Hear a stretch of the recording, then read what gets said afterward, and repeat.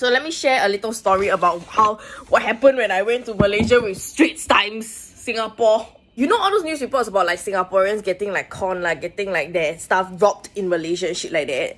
I just want to say, right, sometimes it's really our fault. And honestly, right, all the Malaysians I've met so far, honestly, have been very friendly and really very helpful. So I never experienced this kind of experience before. So literally, right, we rent our car, happy, we drive. Then after that, we drive to the Touch and Go place, Then drive up to the gantry, you know. At the gantry, they look at each other. Shit. We forget Touch and Go lah. We were right at the gantry of the Touch and Go with no Touch and Go card, you know. Me being the problem-solving content creator, creative brain in the midst of all these boomers, I was like, guys, let's just go and borrow the guys behind us the Touch and Go, so at least you can tee out, you know. 2 people seated in front, 2 people seated behind, right? So one of the persons seated behind went to go and borrow the card from the guy, and then came back. We managed to go through the gantry. As she was walking back to pass the card back, right, my friend drove through the gantry when the car door still open lah. And then so what I found out was when the guy passed his Touch and Go card, right, he also told the balance of his Touch and Go. I'm pretty certain it was the balance of his Touch and Go card to the lady that was taking the Touch and Go card to go and help us tea, who's also part of this group of us, this group of 4 dumb Singaporeans, okay? And then like, she thought that he was telling her how much the toll cost, because she comes back into the car, we were about to drive off. She was like, oh, yeah, I passed him 200 ringgit because he told me that the toll was 200 ringgit.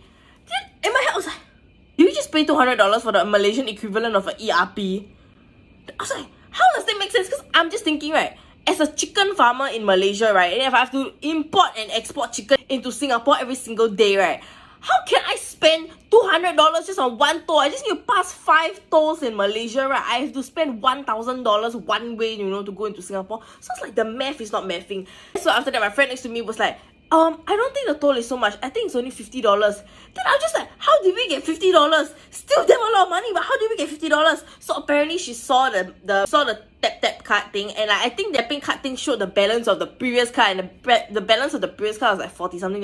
So I think she saw that $40+, so she thought it was $40+. So after that, the lady at the back ran back to go and take back our 150 ringgit, which is essentially, right, means that we still gave the guy $50, okay, of 50 ringgit just to go through a toll. So she's like, okay, the math not mathing, but whatever lah. Drive. Then we reached the pit stop.